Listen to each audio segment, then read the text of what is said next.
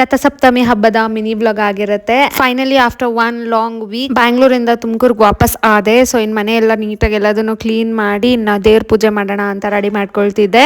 And generally ಈ ಹಬ್ಬಕ್ಕೆ ಸಿಹಿ ಪೊಂಗಲ್ನ ಇಡ್ತಾರೆ, ಬಟ್ ಅದ್ ಆಗದೆ ಇರೋರ್ಗೆ ಬೆಲ್ಲ ಅಥವಾ ಹಾಲ್ನ ಇಟ್ಟು ಸಹ ಪೂಜೆ ಮಾಡ್ಬೋದು. ನಾನಿಲ್ಲಿ ಬೆಲ್ಲನೇ ಇಟ್ಟೆ ಸಿಂಪಲ್ ಆಗಿ.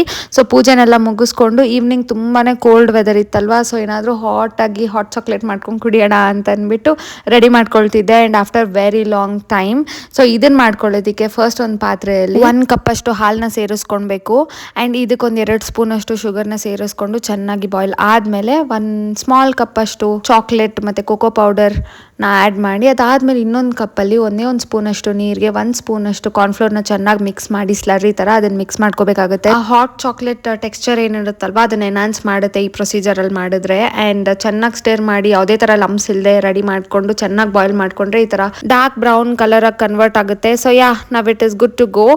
ಆ್ಯಂಡ್ ಸರ್ವ್ ಮಾಡಿ ಬಿಸಿ ಬಿಸಿ ಹಾಟ್ ಚಾಕ್ಲೇಟ್ನ ಕುಡಿಬೋದು. ಆ್ಯಂಡ್ ಇದರಿಂದ ಒಂದು ಬ್ಯಾಕ್ ಸ್ಟೋರಿ ಇದೆ. ನಾನು ಕಾಲೇಜಲ್ಲಿ ಇಲ್ಲ ಬ್ಯಾಂಗ್ಳೂರಲ್ಲಿ ಇರಬೇಕಾದ್ರೆ ಮದುವೆಗಿಂತ ಮುಂಚೆ ನಮ್ಮ ಮನೆ ಹತ್ರ ಮಡ್ ಕಪ್ಸ್ ಅನ್ನೋ ಒಂದು ಪ್ಲೇಸ್ ಇತ್ತು. ಸೊ ಡೈಲಿ ನಾನು ನನ್ನ ಫ್ರೆಂಡ್ಸ್ ಎಲ್ಲ ಹೋಗಿ ಹಾಟ್ ಚಾಕ್ಲೇಟ್ನ ಕುಡಿತಿದ್ವಿ. ಆ ದಿನಗಳೆಲ್ಲ ನನಗೆ ನೆನಪಾಗ್ತಿತ್ತು. ಆ್ಯಂಡ್ ಸೇಮ್ ಟೇಸ್ಟ್ ಸೇಮ್ ಟೆಕ್ಸ್ಚರಲ್ಲೇ ಬಂದಿತ್ತು. And it was so yum. So ಇದಾಗಿತ್ತು ನನ್ನ ಮಿನಿ ವ್ಲಾಗ್. Bye bye.